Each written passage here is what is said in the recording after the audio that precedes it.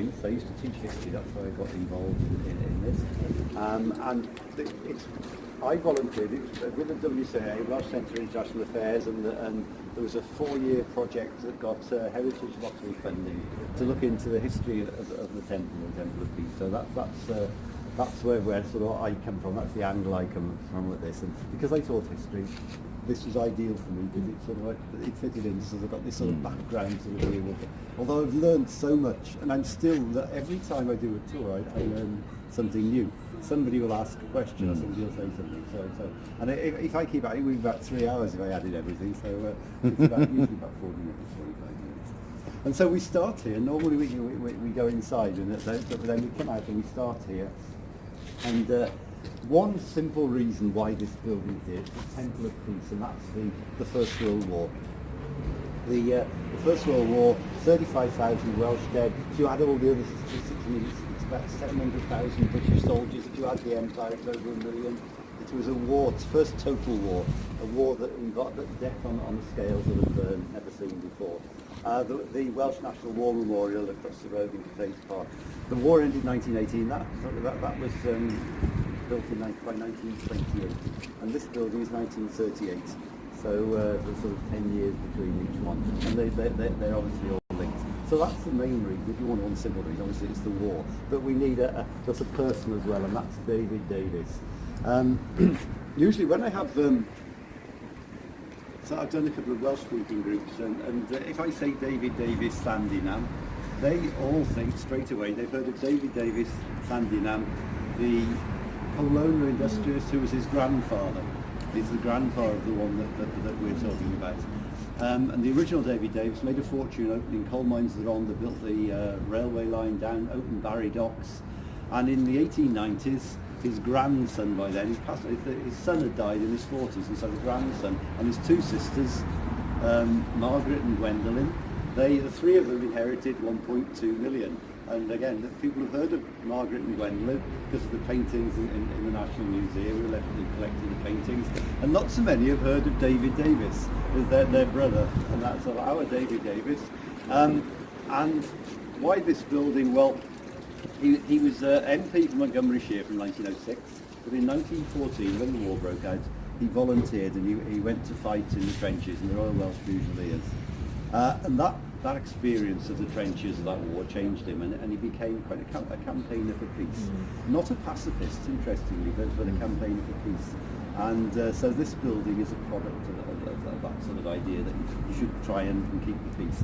And the way to do that after the First World War was through the League of Nations. And in fact, I think this is one of the, I learn things every time. I think you said that Wales was possibly the first place to have a branch of the League of Nations Union. Yes.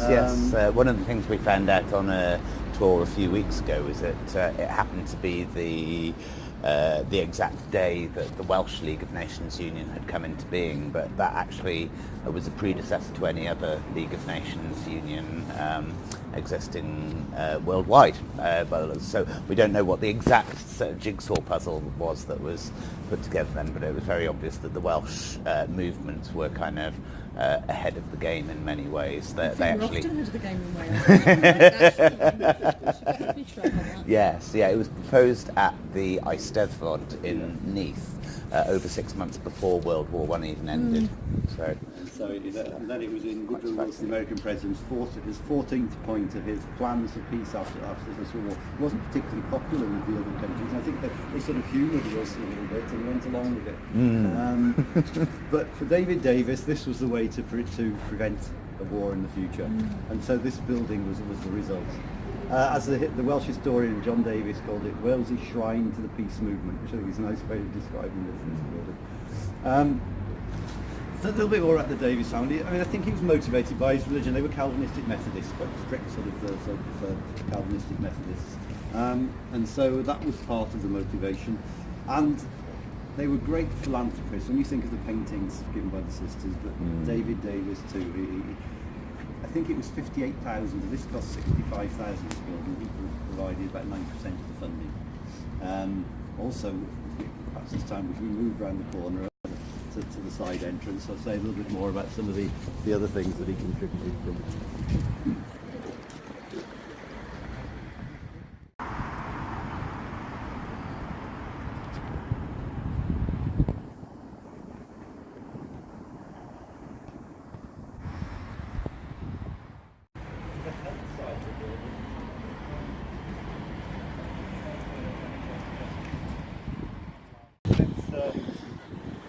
1938.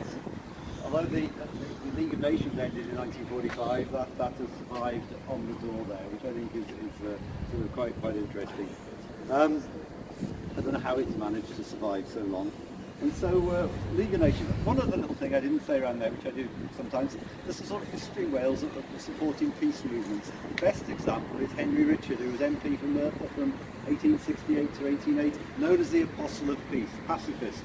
But there's a longer tradition, and so there's it's sort of what David Davis did with this building sort of fits into a Welsh tradition, really, of campaigning for peace. At this point as well now, I'm going to comment on something else, because we call it the Temple of Peace, but it's the actual Temple of Peace and Health. And there's a health element to this. And again, the Davis family, they are part of the great and good of Wales. They would have met anyone important who visited probably. And Edward VII, when he was Prince of Wales in 1896, visited Cardiff to open the library, the new library, which is now the old library, of course, in town. So I think they possibly would have met him then. In 1905, he announced that Cardiff was to become a city. In 1907, he was here again to open the Queen Alexandra Dock, and I assume as well Alexandra Gardens over the road where the Peace Monument is. So, and also this road here, which if you're a royal family, you name things after yourself, King Edward VII Avenue. He came to open that as well. And so the Davis family, I'm sure, would have met those royals. And when he died in 1910, they wanted to set up some organisation, something in memory of him. And so this is where I have to look at my notes. I can never quite remember its long title. It's the Welsh King Edward VII Welsh National Memorial Association. And it was to improve the health in Wales, in particular TB. TB affected Wales more than anywhere else, probably to do with the climate more than anything else, and damp housing. So this organisation was set up, and I said about the finances, they were amazing philanthropists. You know, some philanthropists, well, some multimillionaires, you know, they buy a yacht. I think of Philip Green. Others maybe, you know, they want to do something different with their money, and David Davis and his sisters, they were different. They were the type who wanted to do something positive in the world. And I think it cost £300,000 this money in this association. He provided 150,000 in those early years of the money.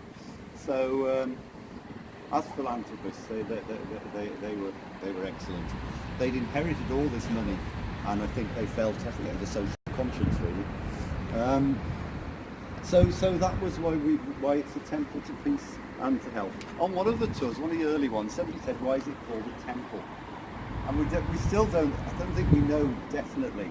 One suggestion was that there is a building in The Hague that's called a Temple of Peace. It's now, I think, where the International Court of Justice of the United Nations is, and that was similar in that a philanthropist, it was Andrew Carnegie, Scottish-American, gave the money for that. That was opened in 1930, and that was sometimes called the Temple of Peace, so that's a possibility. But we don't know definitely.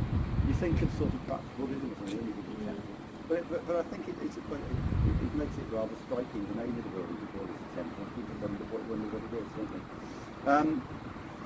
At this point now, we're going to have a quick look at the. This is what we can go perhaps a bit quicker than usual to the Garden of Peace. Opened to celebrate the 50th anniversary of building the temple. So it was in 1988. Various organisations, I think there were 20 or 30 different organisations. Some planted trees, some put flags. You can see various things around. This one note that the attack to the Armenian genocide in 1915. That's an interesting one. When that was put there, it is still the word genocide. The Turkish government don't accept the word genocide, and apparently people don't. Came, I think the Armenian community in Wales put it there, but some Turks turned up to protest, and apparently the paint was being thrown over it once. I think that the word genocide that's controversial. Although it's appropriate, a million died, and apparently Hitler is supposed to have said, "Who now remembers the Turkish Armenians?" i.e., if you kill people, that's that was his blueprint in a sense of the Holocaust. So it's quite it's an interesting number. There are various things, I think, to celebrate, 60 years of the temple, which was also 50 years of the NHS, 1998. they're not keen on my talk, is it?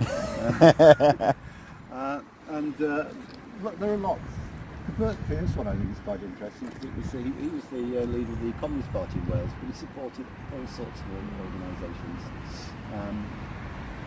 And I'm not quite sure that it's people have been sleeping rough here, which is the start of that. In which way they're supposed to allow, but there's sort of sometimes there are things, and that's what I also I think I've seen a few needles on the floor occasionally, so it's obviously been a bit of a problem. It's open to anybody, it's open to the public. One last thing here, the Greenham Common Peace March to Greenham Common. There's been a lot of leaf raking, I would say, by the looks of it, which is good. And there are plans, I think, to renew this, aren't there? I think there's some sort of grant funding again to... There have been. We were actually awarded about £10,000 about 2 years ago to bring the mosaic in the Peace Garden up to date. But unfortunately, with sort of changing hands and so on, it's kind of been in suspense for quite a long time. But we've got lovely designs that children from all the counties of Wales have made, sort of ideas for things they'd like to see in a mosaic that celebrates the future and so on. Did you say you had funding for it, or...? We had funding for it. We had £10,000 from the Tesco Community Fund, but unfortunately with the sort of uncertainty over the transition of the building and so on, basically we unfortunately lost that, but the plans are all still there, so we'd like to and I think Tesco are open to us going back to them and saying it could go ahead. But I think one of the things, like you're saying about the different movements that are celebrated in this garden, some of those we know a lot about, and some of them have kind of been forgotten about over time. And yet, one thing that has really struck me over the years is that some of the memorials in here are obviously very important to some of those groups, because the Armenian memorial, about 4 months after I started in my role, I arrived and there was 40 people all gathered around, flowers and all of this, and it really took me aback, because it was somebody organised an event, and no, it was just all Armenians in Wales had come and gathered there for their own little ceremony. So there's this sense that people feel that they sort of have some ownership of the memorials that are here, which is really, really lovely. And there's the name of the plaque on the floor there to Helen Thomas, who was killed outside Greenham Common by a lorry, I think, so she's remembered here as well. So They said it was in the city. So that's the green. I mean, you see they're all the way around. There are different things. In the summer, it's quite nice. Although some of them you can't actually read what's on them anymore. I think that they've with 30 years, weather and aging. If we go all the way around. So we'll try and order slightly warmer weather next. I think we're back at the front of the building. The building is Grade 2 listed. The architect was Percy Thomas. Now, I read a little bit. I've read quite a bit about Percy Thomas, but I found out other things. I read a description. It's Scandinavian neoclassicism. And then the last tour I did, somebody said, "Oh yes, there's a building in Stockholm very similar." But I read a little bit more. Apparently, the Federal Reserve building in Washington DC is very similar as well. And it's a 1930s building. I think it reflects the period. It's not. I mean, you could call it. Some say, well, it's a bit fascistic, fascist architecture, or Soviet as it would be, just that it's the 1930s. The design of this actually was 1931. I think they started to plan, so it actually predates Hitler coming to power. But I think it was one of the other volunteers who used to work when the NHS was here. Said he came to work one day and there were Nazi flags hanging down, so they used it for film. Oh yes, they did. That's right. They did. Yeah. So yeah, they've It's also it's slightly filmed Doctor terrifying. Who in the building. Lots of things to start on the. I don't know a lot about the architecture, but I mean, I thought the Scandinavian neoclassicism was quite an interesting one. It's Scandinavia. I think the pillars being square makes it 1930s. I think they'd have been perhaps round if it had been an older building. So Percy Thomas, the architect, a Welsh architect, again, initially with Percy Thomas, I thought, well, they interestingly chosen a local architect, but he was far more than just a Welsh architect. He was the first Welsh president of the RIBA, so he was important in beyond Wales as well. I looked at the list of buildings. It's about like this. His buildings. The Butte building there is one of them. I think Swansea Guildhall, Euston Station. City Hall as well. Was he involved in City Hall? It was his firm that built it. Oh, it could have been, yeah. And I mean, the Percy Thomas partnership, which I think is now, it's been taken over lots of times. The Millennium Centre was Percy Thomas, obviously not done by then. Interesting, the thing about, I found, talking about the Eisteddfod in another context, he actually won in 1903 the National Eisteddfod Architecture Medal when he was 20 years old, so his talent very early on as an architect. So it's an interesting choice. A little bit about the things. So the three columns there, we've got the snake serpents representing health. You've got scales for justice in the middle, and I think it's swords into plowshares, I assume, for health, peace for peace. And so that's it there. And above it's England, Scotland, Ireland, and Wales. Those appear inside as well. When we're actually inside, I did learn something extra about some of the things inside too. So this is the front of it. I actually the building in Washington. I looked at it on the internet, and it's much bigger, but it is very similar. It's quite interesting. And look at the foundation stone was laid by Lord Halifax. Now, Lord Halifax hasn't gone down too well in the history books because he was an appeaser, and appeasement was unpopular. But he was Neville Chamberlain's Foreign Secretary at the end of the 1930s. This is 1937, and appeasement was very popular. And I can see that he was a logical choice. I mean, the appeasers were trying to avoid war. And I know I used to teach A-level history, and I would always say that appeasement was, in some senses, it was necessary so that when Britain did go to war, the country was united, and so it was a process to try and avoid war. But Halifax, is not one that gets very negative, sort of negative publicity everywhere, really. But you can see it's why he's chosen, and actually why these are the bronze doors. David Davis's idea. He said that for the opening ceremony he wanted mothers who'd lost sons in the First World War, and they chose 24 mothers from, he wanted members of the League of Nations, but he also insisted that one was from America, because the United States, although it was Woodrow Wilson's idea in part, that the United States never joined the League of Nations, so one from America. The one from Wales was Minnie James from Dowlais. She'd lost 3 sons in the First World War, and she was given the honour of officially opening the building and turning the key. And she apparently said, one of the volunteers through the research, that she wanted, when she died, she wanted to keep the key and be buried with the key. In memory of her son who died in the First World War. So that was Minnie James' story, and it's sort of a sad story, but it's a nice idea, I think, that. And they had the Lord Mayor's sort of lunch in City Hall for all the mothers. One of the little thing here, if you're interested in appeasement, remember, the First World War, appeasement was a product of thinking that it had all been pointless, all those deaths in the First World War. And I had a quote, I think, from one of the other mothers, said, my son was sacrificed in a just cause. I thought that probably went against the feelings of 1938. That was why people didn't want another war, because there'd been so many deaths in the First World War, and they actually felt that for what? And that's the other irony of this building, isn't it? That apparently when on the day of the opening ceremony, they were building air raid shelters. It said, I think, across the road or nearby. I'm not sure whether it would be the fact that it would have been there. We discussed this earlier, possibly. But that was about the gardens or something. Yeah, it was gardens. So maybe we're very close. The entrance hall. The marble is everything in the building is from France or Belgium. It seems the marble is France, but this is French marble apparently here. The architect idea. When you come in, you come in, you look at because the main hall in there, that's the centrepiece of the building, and the idea of the steps is your eyes are sort of drawn up towards there.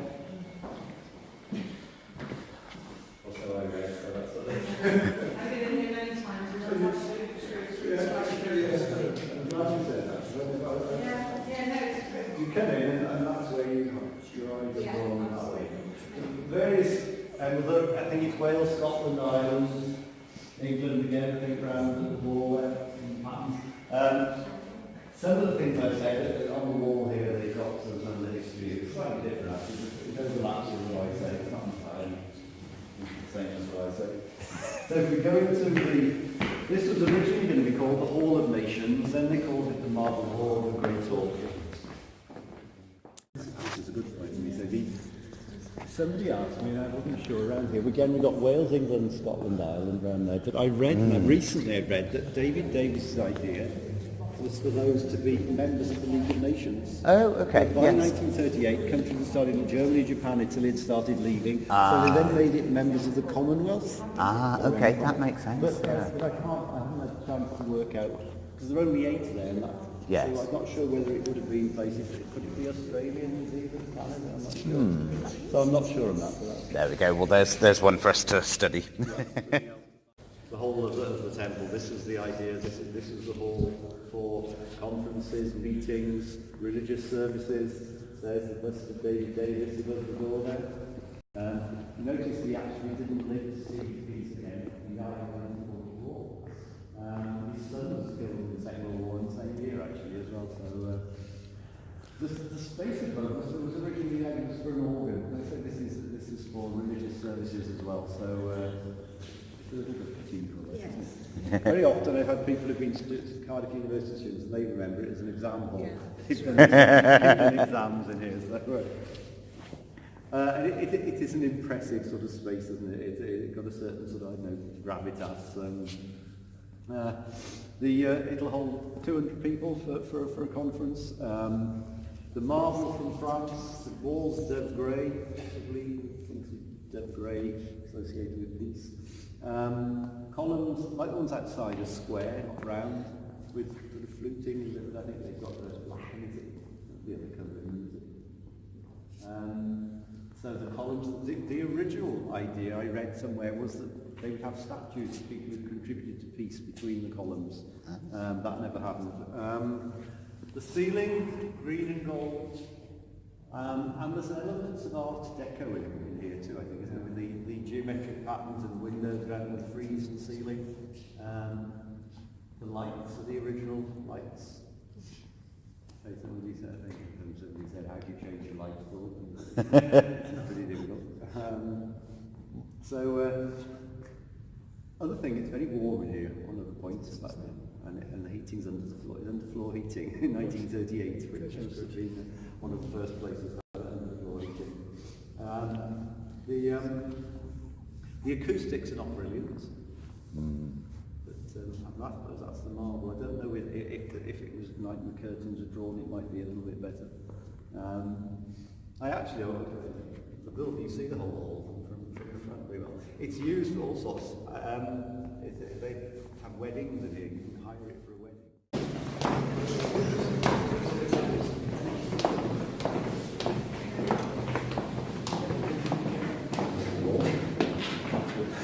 That's stunning, isn't it? Painted, yeah.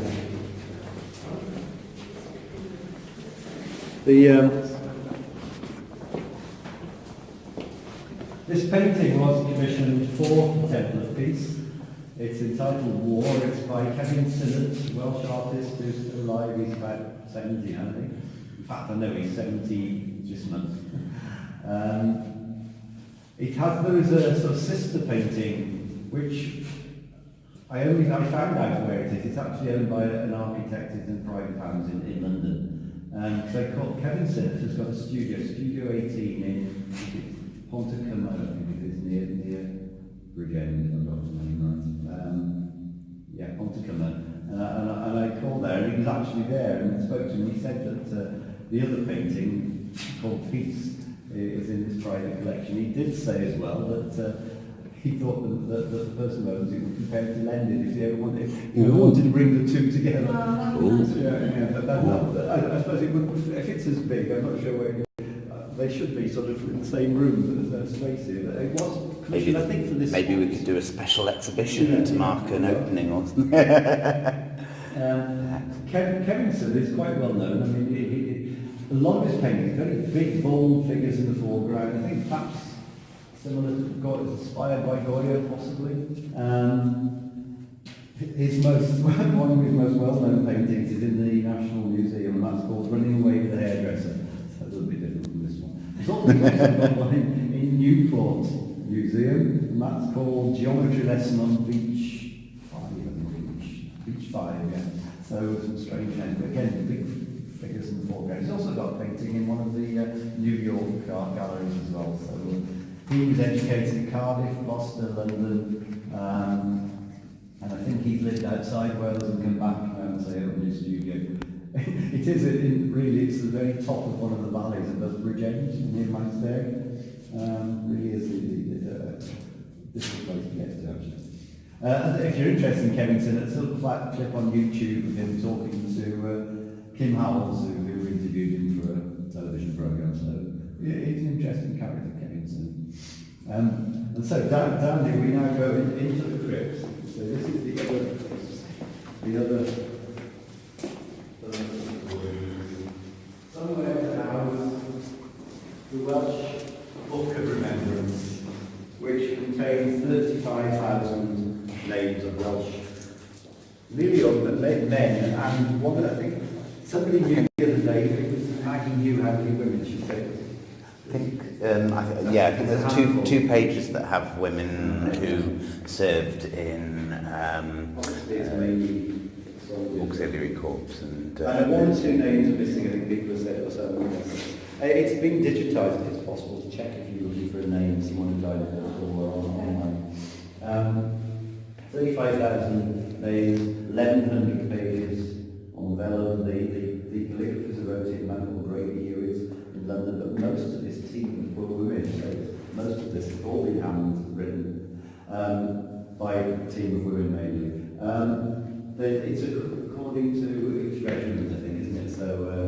So it's not alphabetical or anything like that.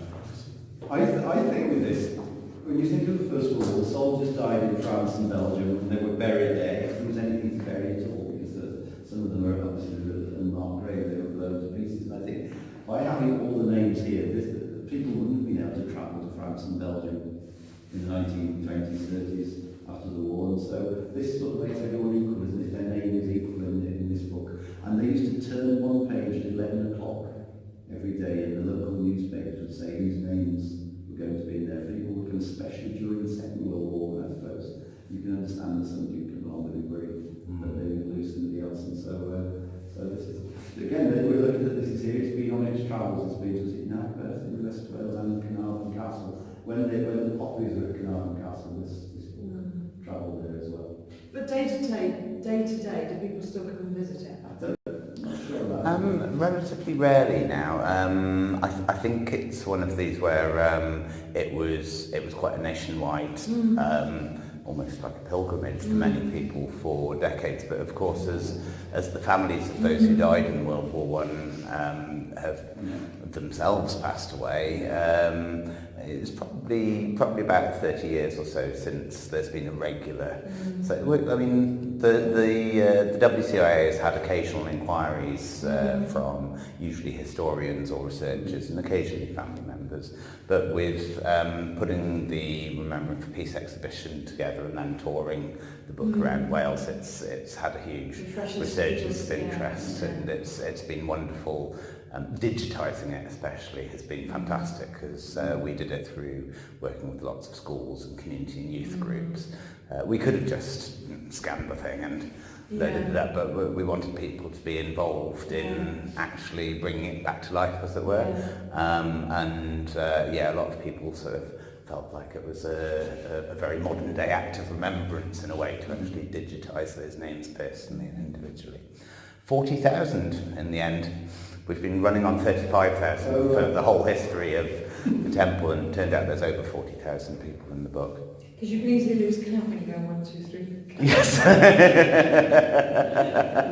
Yes, there's a lot of names. And the French and Belgian theme, this is French bronze, Belgian marble this time. So, and around the walls, these are the 13 Welsh counties before the various changes. We did, we're pretty certain now that the two we had problems with was this. I'm certain that's going to be the Morgan, because this is really Morgan. I think it is. Yeah, the Morgan. Because the Pembrokeshire one's got that similar, and they seem to have changed. You tried to find them online, it was difficult. One of the counties don't exist, and so you seem to have changed them a few times. But if you are interested, that's Merioneth, Monmouthshire, Carmarthenshire, Cardiganshire, Pembrokeshire, Denbighshire, Montgomery, Radnor, Carmarthen. Somebody came and said straight away, that's Carmarthenshire, they recognise. Yes. Flintshire, Brecon, and Anglesey. So, and again, I think the frieze is that symbols of Wales, Scotland. It is with the thistles and the rose. Yeah. Yeah. And it is just It's still a road, isn't it? It's wonderful. I think there's a huge symbolism for me as well in the foundations of the building being rooted in the losses of the past and what happens when war goes out of control, and then that being underneath the space in which the people then come together to talk about making sure that doesn't happen again, and I think that's an incredibly symbolic arrangement for the building, I think. And the two benches, it's a cousin of Davy Davis. The Lord Maitland Davis, whereas David Davis wasn't a pacifist, and in fact David Davis supported going to war in 1939, but his cousin, the First World War, was a bit of a conscientious objector, and initially he was allowed not to fight. But he was such a pacifist that he went around during the war campaigning against the war, making speeches, and so he was arrested and put in prison. So he went to prison over his pacifist beliefs. I think he was Liverpool Welsh. There's been a written biography of him, interesting character. Surprising about it, wasn't it? Halifax was a pacifist side. No. He supported rearmament. Yeah. I think with Halifax, I always understood that he thought that if Britain went to war, then things like defending the empire would have been very, very difficult. The imperialism was in the background, which... Yeah, and it was a complex thing because he and his they regarded Russian communism as the end rather than Central European fascism. Yes. So should we go to the library? The library and... This is the council chamber and David Davis's library. In fact, I think some of the books will be his collection of books, some of the older ones are not. And I think volunteers have been looking at the things in the library and turning up various objects and various things. So the last little bit of my talk is just about what's happened since 1945. Obviously the League of Nations disappeared, and it was reborn. The Wales League of Nations Juniors, the Welsh National Council of the United Nations. So it carried on sort of David Davis's work. He died in 1944 in a different sort of context, and lots of fundraising. I think at one stage Wales was raising 10% of the funds for supporting United Nations organisations in Britain. Wales is about 5% of the population, so they were raising sort of twice as much as elsewhere. And supporting things like the World Health Organization, Food and Agriculture Organization of the United Nations, so all sorts of things. Exchanges with the young people, all sorts. And then in 1973, the Welsh Centre for International Affairs was created, and that's now based in the building, and that's where these talks organised through the WCIA. The WCIA, people sometimes ask me, well, what does the WCIA do? So I actually took the it's your called your mission statement, and from outside, that it's to sort of teach the people of Wales about contributing to creating a peaceful world, to be aware of global issues. It's internationalist but non-partisan. WCIA works on issues of poverty, peace, justice, human rights, sustainability. And I think it's up to 200,000 young people have been involved in WCIA activities over the years. That's sort of David Davis's sort of work continued right through to today, really. And it could be Live Aid, CND, or all sorts of things. Various projects, and lots of interesting people have visited the building, including Desmond Tutu, Perez de Cuellar, who was the Secretary General of the United Nations. He visited in 1980. When he was Secretary General of the United Nations. Yes, I think so. Yeah. I think people have forgotten him now. He's not one of the ones who's sort of fixed in people's minds. Rowan Williams, when he was Archbishop of Canterbury, visited all sorts. They also have the World Schools Debating Championships in Hall. Twice that's been here. So all sorts of things still going on. So I think it's sort of the Temple of Peace and Health has continued the sort of the work for which it was established in 1938 by David Davis. And that's, if anyone's got any questions, that's the end of my survey. Thank you very much. Thank you. Fantastic. So I keep learning more things to add to the tours. Can I show you some of the delights on the table just to add to Frank's fantastic tour? So as with Frank, we're all finding out new stories all the time, and carried away in the building, in the attic, in this building, in various boxes, we keep coming across more and more things. So I've pulled out a few items from our archive that I found for you. We've got a visitor book from 1939. So Oh, wow. We've got the names of people who've come to visit the temple. Wow, that's amazing. Yeah. When did you unearth this? It was in that cupboard Can I there. take photographs? Yes. Absolutely. We've got to make sure Goodness me. our estates people things realise that, the Yeah. precious stuff that's here. Yeah. When they start being, We've also got as we're on an educational theme, we know that the Marble Hall has been used as an examination hall, not just now for Cardiff University, but it's also been used in the past for essay competitions, like the grammar school essay competitions. So we've got those there. We've got tons of stuff related to international solidarity, in this case Nicaragua, Chile. These posters are from the 80s. We've also got a lot of stuff to do with international volunteering, and it crosses over with WCIA and UNA, the United Nations Association. This beautiful Russian doll was gifted to the UNA in 1966 by Jeff. Who was it gifted by? So Jeff's done some research. Oh, there was a delegation of Russian youth workers who were anything but young. Yeah. So yeah, they would have been favoured kind of people. Probably something to do with the Komsomol, which was the Russian youth league at the time, which had a tradition of volunteering. Yeah. Did a lot of volunteering work. So she's been in the cupboard for years. She's beautiful and very interesting story. And there's many of her inside, isn't there? There's 18. Yeah. She goes right down to a little, yeah. This is all related to the garden. The box that you see there is a copy of the contents of a time capsule that's in the garden. And we know someone who knows where it is.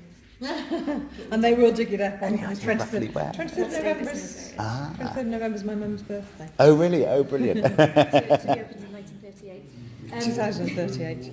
Yeah, sorry. Gosh. Yeah. It's not long away, actually. It's really not, is it? Yeah, yes, Yeah, yeah. it seems so, yeah. Wow. And you can see all the volunteers that were involved in 20 the years opening.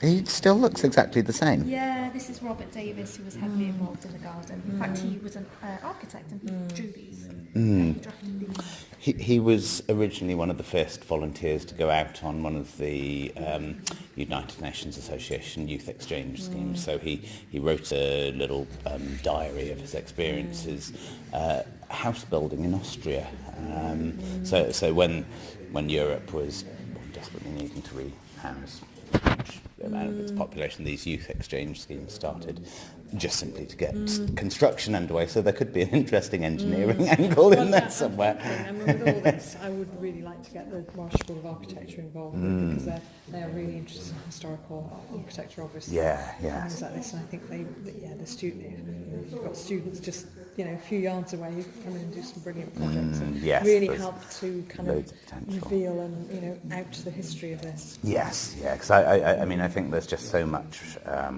potential, and things like the Peace Garden.